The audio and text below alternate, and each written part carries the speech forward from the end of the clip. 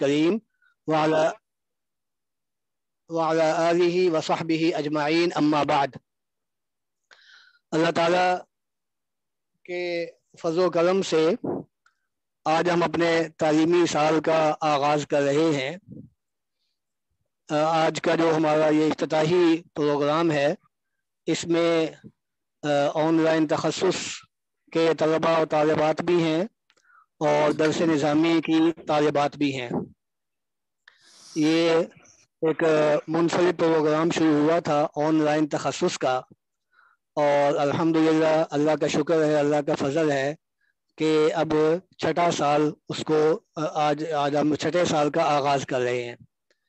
اللہ تعالیٰ اس میں مزید برکت عطا فرمائے، قبولیت عطا فرمائے، نافعیت عطا فرمائے، اور جتنے حضرات بھی، جتنے طلباء و طالبات اس ادارے سے وابستہ ہیں، اللہ تبارک و تعالیٰ سب کو اپنی بارگاہ میں قبول فرمائے اور سب کو علم نافع عطا فرمائے۔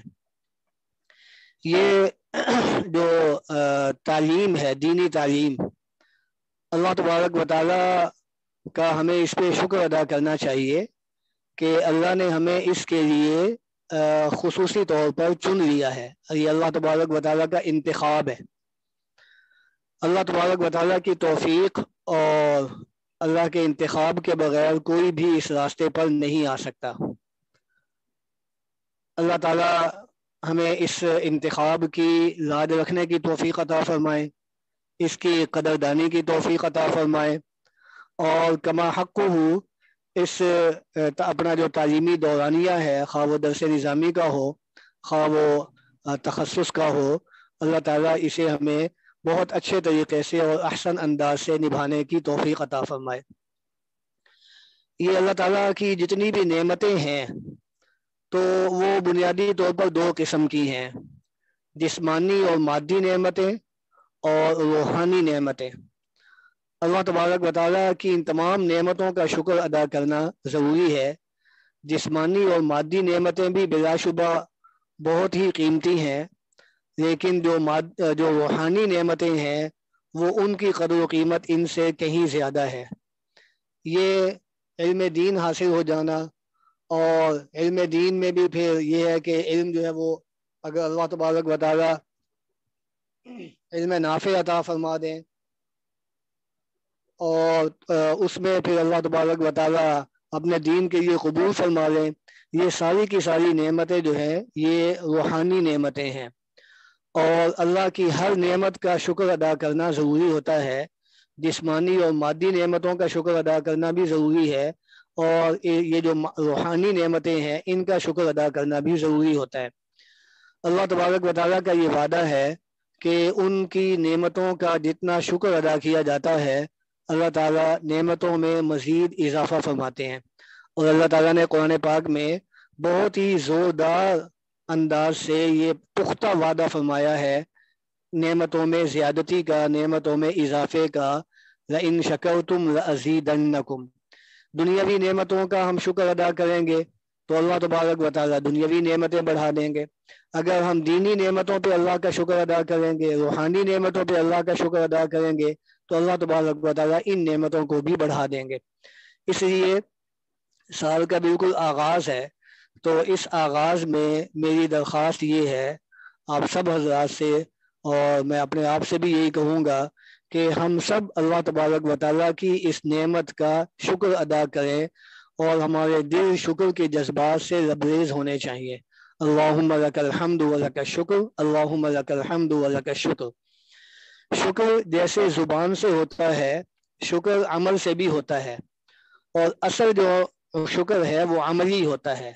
حقیقی جو شکر ہے وہ عملی ہوتا ہے، اور عملی شکر یہ ہے کہ اللہ تعالیٰ نے جو نعمتیں عطا فرمائی ہیں ان کی قدردانی کی جائے اور ان کا صحیح استعمال کیا جائے۔ یہ اللہ کی نعمتوں کا شکر عملی ہے۔ اللہ تعالیٰ نے یہ ہمیں دین کے ساتھ وابستگی عطا فرمائی ہے، علم کے ساتھ اللہ تعالیٰ نے ہمیں یہ وابستگی عطا فرمائی ہے، تو جہاں ہمیں زبانی طور پر اس کا شکر ادا کرنا ہے، وہیں ہمیں عملی طور پر بھی اس کا شکر ادا کرنا چاہیے۔ اور عملی شکر یہ ہے، اور عملی طور پر اس نعمت کی قدردانی یہ ہے کہ ہم اپنے اوقات کو ضائع نہ کریں۔ بلکہ جس طریقے سے علم حاصل کرنا چاہیے اور علم حاصل کرنے کے لیے جو بنیادی تقاضے ہیں اور جو بنیادی جو اس کی ضروریات ہیں، ہم ان تقاضوں کو پورا کریں اور ایسے کام اور ایسی مصروفیات جو اس علم میں مخل ہوں اور علم کے راستے میں رکاوٹ بنے، ہم ان سے اپنے آپ کو دور رکھیں۔ تخصص ہے، افتاء ہے۔ افتاء جو ہے یہ تو بہت ہی بڑی اور بڑی بھاری ذمہ داری ہوتی ہے۔ یعنی یہ کوئی ایسا نہیں ہے کہ یہ صرف دنیا میں اپنے نام کے ساتھ مفتی لگوانا مقصود ہو۔ بعض لوگ ایسے بھی ہیں آج کل، تخصص اتنا عام ہو گیا ہے اور کہ بہت سے لوگ اس تخصص میں صرف اس وجہ سے آتے ہیں کہ ہمارے نام کے ساتھ مفتی کا جو سابقہ ہے وہ لگ جائے، خواہ افتاء کی صلاحیت پیدا ہو یا افتاء کی صلاحیت پیدا نہ ہو۔ چنانچہ جن لوگوں کا یہ مقصود ہوتا ہے وہ خاطر خواہ اس کام کی طرف توجہ بھی نہیں دیتے، کیونکہ مقصد صلاحیت پیدا کرنا اور مقصد کام کرنا ہوتا ہی نہیں ہے۔ مقصد تو یہ ہوتا ہے کہ رسمی طور پر تخصص ہو جائے اور نام کے ساتھ مفتی لگ جائے۔ لیکن ظاہر ہے کہ یہ اللہ تبارک و تعالیٰ کی یہ جو نعمت ہے اس نعمت کی ناقدری ہے۔ اللہ تعالیٰ نے موقع عطا فرمایا ہے تخصص میں آنے کا، تو پھر اس کی قدر کرنی چاہیے اور یہ کبھی بھی ذہن میں نہیں ہونا چاہیے کہ صرف مفتی کا جو سابقہ ہے وہ میرے نام کے ساتھ آ جائے اور لوگ مجھے مفتی کہنے لگ جائیں۔ یہاں تصحیح نیت کی ضرورت ہے۔ انما الاعمال بالنیات، محدثین کرام کی عادت مبارکہ ہے کہ وہ اپنی کتب کا آغاز اکثر و بیشتر اس حدیث پاک سے کرتے ہیں۔ صحیح بخاری کا آغاز بھی اسی حدیث سے ہوا ہے، مشکات شریف میں بھی سب سے پہلے یہی حدیث ہے، اسی طریقے سے اور متعدد کتب میں سب سے پہلے اسی حدیث کو ذکر کیا گیا ہے۔ تو بالکل ابتدا میں اس حدیث کو لانے سے ایک بہت بڑا سبق دلانا مقصود ہے۔ ہم جب تعلیم کا آغاز کر رہے ہیں، بالکل ابتدا ہے، تو ہمیں اپنی نیتوں کو درست کر لینا چاہیے۔ یہ فیصلہ کر لینا چاہیے کہ ہم جو دین کا علم حاصل کر رہے ہیں، خواہ درس نظامی میں ہے یا تخصص میں ہے، تو ہمارا بنیادی مقصود کیا ہے۔ تو وہ مقصود ایک دفعہ اپنے دل و دماغ میں اچھے طریقے سے بٹھا لینا چاہیے۔ اپنی نیتوں کی جب ہم درستگی کر لیں گے تو اور پھر اس کے بعد ہم اس کام میں مصروف ہوں گے، اپنے تدریس میں اور یہ درس نظامی میں تخصص میں آگے بڑھتے چلے جائیں گے، تو اللہ تبارک و تعالیٰ کی نصرت ہمارے شامل حال ہوتی چلی جائے گی۔ اور جیسے میں نے عرض کیا کہ شکر عملی اور عملی شکر وہ یہی ہے کہ شروع میں ہی ہم عزم کر لیں۔ ایک تو تصحیح نیت ہے اور اس کے ساتھ ساتھ ہم عزم کر لیں کہ ہم نے انشاءاللہ اپنی تعلیم پر مکمل توجہ دینی ہے۔ تخصص کے لیے ادارے کی طرف سے جو اصول و ضوابط طے ہیں، جو اسباق جو ہیں وہ طے ہیں، جن کتب کا مطالعہ طے ہے، تو بڑے شوق کے ساتھ ان سارے تقاضوں کو پورا کریں۔ فتویٰ نویسی ہے، یہ فتویٰ نویسی جو ہے کوئی رسمی کارروائی نہیں ہے، بلکہ یہ بہت بھاری ذمہ داری ہے۔ میں نے عرض کیا کہ یہ ایسی ذمہ داری ہے کہ جو لوگ مسائل پوچھنے والے ہیں وہ تو رہنمائی کے طالب ہیں، اور انہوں نے ان کی ذمہ داری یہی ہے کہ جب ان کو کوئی مسئلہ پیش آ گیا، کوئی ضرورت پیش آ گئی، تو وہ کسی مفتی صاحب سے مسئلہ معلوم کر کے اس کے مطابق اپنا عمل کر لیں۔ لیکن یہ ہے کہ اب وہ مسئلہ صحیح بتایا جا رہا ہے یا غلط بتایا جا رہا ہے، تو یہ ساری کی ساری جو ذمہ داری ہے یہ فتویٰ دینے والے کے سر پہ عائد ہوتی ہے۔ اگر فتویٰ دینے والے میں صلاحیت ہی نہیں ہے فتویٰ دینے کی اور مسئلہ بتانے کی صلاحیت ہی نہیں ہے، اور پھر بھی وہ غلط سلط مسئلہ بتا دیتا ہے، تو مسئلہ پوچھنے والا جو ہے وہ تو ہو سکتا ہے بری ذمہ ہو جائے، لیکن سارا کا سارا بوجھ جو ہوگا وہ مسئلہ بتانے والے پر ہوگا۔ اس لیے یہ اس بہت نازک معاملہ ہے، اس کی نزاکت کو دل و دماغ میں بٹھا کر اور اس کا احساس جو ہے وہ اپنے دل و دماغ میں پیدا کر کے پھر ہمیں اس کام میں آنا ہے۔ اور جب یہ احساس ہمارے دل و دماغ میں ہوگا تو انشاءاللہ اللہ تبارک و تعالی ہمیں صحیح راستہ بھی دکھائیں گے اور اس کے مطابق ہمیں یعنی سیدھے راستے پہ چلنے کی توفیق بھی عطا فرمائیں گے۔ تو یہ ایک ہدایت تو یہ ہے کہ اللہ تبارک و تعالیٰ کا ہم شکر ادا کریں۔ اس کے ساتھ ساتھ جو دوسری بات ہے وہ یہ ہے کہ اللہ تعالیٰ سے ہمیشہ مانگتے بھی رہیں۔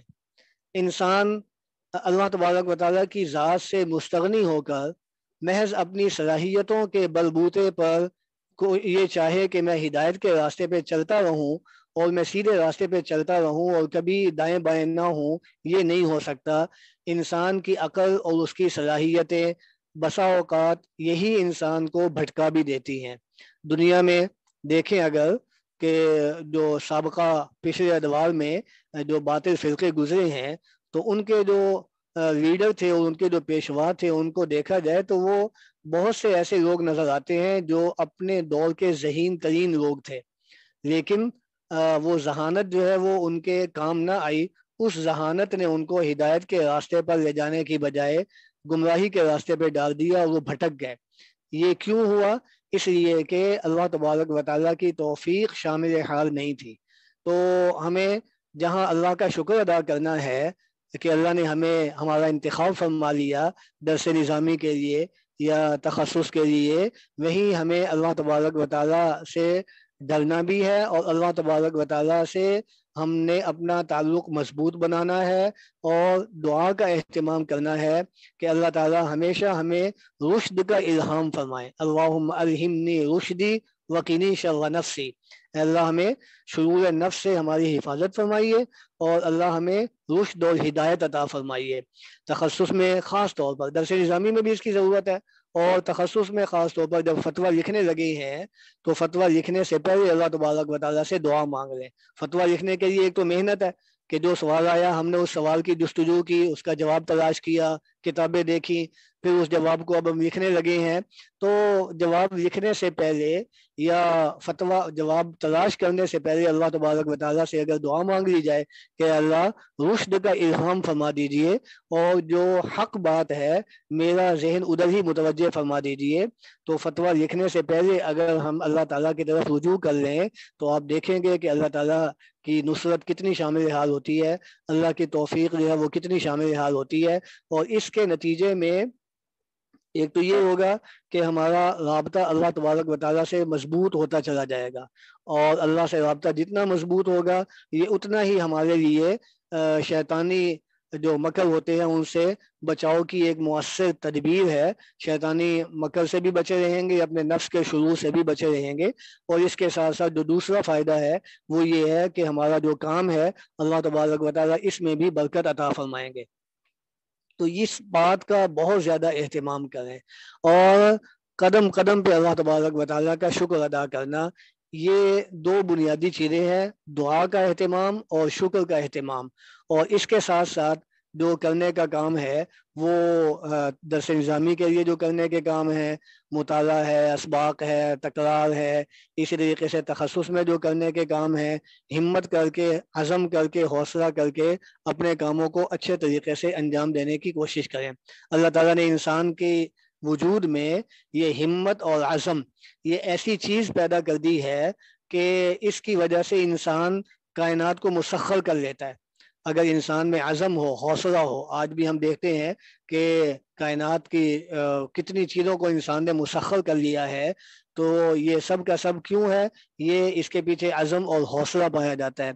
और यही इंसान अगर ये बेहौसला हो जाए और ये अज़म व हिम्मत से खाली हो जाए तो फिर दुनिया की कमज़ोर से कमज़ोर चीज़ भी इसके ऊपर गालिब आ जाती है।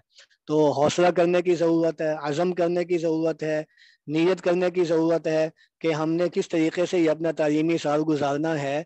इसके लिए उसूल व ज़वाबित का ख्याल रखें हम सब के सब, और जो जो हिदायत दी जाए इदारे की तरफ से उन हिदायत की पाबंदी करें। ये कुछ गुजारिशात हैं जो मैंने आपके सामने पेश की हैं। दुआ का एहतमाम, अल्लाह तबारक व तआला का शुक्र, और शुक्र एक तो अभी बिल्कुल शुरू में है कि अल्लाह ने हमें इस रास्ते के लिए चुन लिया, और इसके साथ साथ ये शुक्र मुसलसल चलते रहना चाहिए। बुजुर्ग हमारे हज़रत डॉक्टर अब्दुल रहीम साहब आलसी रहमतुल्लाह अलैह, तो वो तो शुक्र और दुआ इस पे बहुत ज़्यादा जोर दिया करते थे। और हमारे हज़रत शेखुल इस्लाम हज़रत मौलाना मोहम्मद तकी उस्मानी मुद्दसिरहुम, अल्लाह तबारक व तआला सेहत व आफियत के साथ हज़रत को लंबी उम्र अता फरमाए, तो हज़रत वाला भी इस पे बहुत ज़्यादा जोर देते हैं। अब ये दुआ है ना कि जब फतवा लिखने लगे हैं अल्लाह से दुआ मांग रहे कि अल्लाह रुश्द की हिदायत عطا فرمائیے، رشد کا الہام فرمائیے۔ فتویٰ لکھ لیا، اساتذہ کرام کو چیک کروا لیا، اساتذہ کرام نے اس کی تصدیق کر دی، اس کو پاس کر دیا۔ اب جب پاس ہو گیا تو اللہ تبارک و تعالیٰ کا شکر ادا کریں، یا اللہ آپ کا شکر ہے، میرا کوئی کمال نہیں ہے، میری کوئی خوبی نہیں ہے، آپ کا فضل ہے، آپ کا کرم ہے، آپ نے صحیح لکھنے کی توفیق عطا فرما دی۔ اب اگلا مسئلہ آ گیا تو اس کے لیے پہلے دعا مانگیں، یا اللہ رشد کا الہام فرمائیے، اور دعا کا اہتمام کے ساتھ فتویٰ لکھتے چلے جائیں، اور جب مکمل ہو گیا اللہ تعالیٰ کا پھر شکر ادا کریں۔ تو یہ دو کام ہم کرتے چلے جائیں گے۔ درس نظامی میں بھی ایسے ہی ہے، سبق پڑھنے لگے ہیں، سبق پڑھنے سے پہلے اللہ تعالیٰ سے دعا کریں، یا اللہ سبق پڑھنے لگے ہیں تو سبق استاد صاحب کا سبق سمجھ میں بھی آ جائے اچھے طریقے سے، دل و دماغ میں وہ بیٹھ جائے، دعا مانگ لیں، سبق سن لیا، سمجھ میں آ گیا، اللہ تبارک و تعالیٰ کا شکر ادا کریں، یا اللہ آپ کا شکر ہے، آپ نے سمجھ عطا فرمائی ہے، سبق مجھے سمجھ میں آ گیا۔ تو اگر آپ کی طرف سے یہ توفیق نہ ہوتی تو میں کون تھا کہ میں سبق سمجھ سکتا۔ تو یہ عمل اگر مسلسل کرتے رہیں گے تو بہت جلد انشاءاللہ ترقی ہوگی۔ اللہ تعالیٰ مجھے بھی عمل کی توفیق عطا فرمائے، آپ سب کو بھی توفیق عطا فرمائے، اور ہمارے اس ادارے کو اللہ تبارک و تعالیٰ قبول فرمائے، اور ہمارے عزیز مولانا خالد محمود صاحب جو اس ادارے کے روح رواں ہیں اور یہ سارا نظام چلا رہے ہیں، اللہ ان کو صحت عافیت والی لمبی عمر عطا فرمائے، اور ان کی زندگی میں برکت عطا فرمائے، ان کی خدمات کو اللہ تعالیٰ قبول فرمائے، اور ان کو صدق اور اخلاص عطا فرمائے۔ وآخر دعوانا ان الحمد للہ رب العالمین۔ جزاک اللہ خیر، احسن اللہ فی الدارین۔ استاد جی یہ آپ کا لگایا ہوا گلدستہ ہے، تو آپ سے جو پڑھا ہوا ہے وہی ہم آگے بتلا رہے ہیں۔ اللہ تعالیٰ آپ کی عمر میں، علم و عمل میں استاد جی ہزاروں برکتیں عطا فرمائیں، استاد آپ کو سلامت رکھیں، اور آپ کا فیض تا قیامت صدقہ جاریہ بنائے۔ جزاک اللہ خیر، جزاکم اللہ خیر، جزاکم اللہ۔ ٹھیک ہے جی، السلام علیکم ورحمۃ اللہ۔ وعلیکم السلام ورحمۃ اللہ۔